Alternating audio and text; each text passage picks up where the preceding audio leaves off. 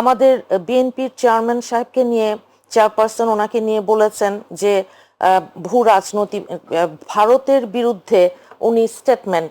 আমি তো ওনার স্টেটমেন্ট শুরুতে তখন বলেছি যে উনি ভারতের বেলায় যেই কথা বলেছে, যদি ফেলানির লাশ আমাদের বর্ডারে থাকে, ইন্ডিয়া বাংলাদেশের যে সবচেয়ে বড় বর্ডার তো আমরা শেয়ার করি, কাঁটাতারের বেড়া দিক আর যেটাই করুক, বর্ডার তো আমরা শেয়ার করি। বিএনপির বোধহয় শাহরিয়ার ভাই এরকম একটা স্লোগান আছে যে পররাষ্ট্র নীতির ক্ষেত্রে সবার আগে বাংলাদেশ, সবার আগে বাংলাদেশ। এটা তো আমি সেটাই বলছি, আঞ্চলিক ভূ রাজনীতিতে আমাদের এখন চেয়ারপারসন উনি বাংলাদেশে আসবার পরে খালি মাঠে গোলের স্বপ্ন কারো কারো যখন দিবা স্বপ্ন হয়ে গেল, তখন সেই দিবা স্বপ্নকে রিয়েলিটিতে আমরা আনতে চাচ্ছি।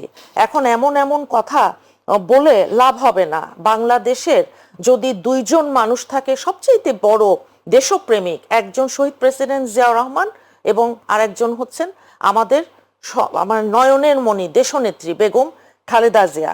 দেখেন, আমরা বাংলাদেশ, এই রাষ্ট্রটার স্বাধীনতা, এই রাষ্ট্রটার সার্বভৌমত্ব, আমাদের দেশনেত্রীর সবচাইতে বড় ভারত মনে হয় দোষী দেখতো ওনার দেশপ্রেম, যেই কারণে আমাদের ওপর এত আক্রোশ, যেই কারণে আইন দিয়ে কানুন দিয়ে সবকিছু দিয়ে আমাদের যে কণ্ঠরোধ তারা করতে চেয়েছে, একটা সময় পর্যন্ত পেরেছে। লাভ হয়েছে? বাংলাদেশের মানুষ কি তাদের সাথে কথায় নেচে উঠেছে? না, নাচেনি। কেন? তারা চেনে, তারা জানে, এটাই বাংলাদেশের মানুষ। তারা জানে কার পালসটা কি রকম, জানে যে না। দেখেন, বিএনপির কাছে আলেম ওলামা মাশায়েখ, গত আপনি যদি ইতিহাসটা দেখেন, আমাদের সব সময় নিরাপদ।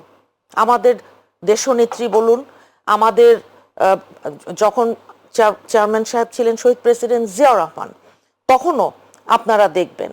অন্যদিকে ফ্যাসিস্ট এবং স্বৈরাচারের সময়ে কেবল আপনার টুপি পরে আছে কিংবা আমাদের ভাইদের দাড়ি আছে, অত্যাচার নির্যাতন না।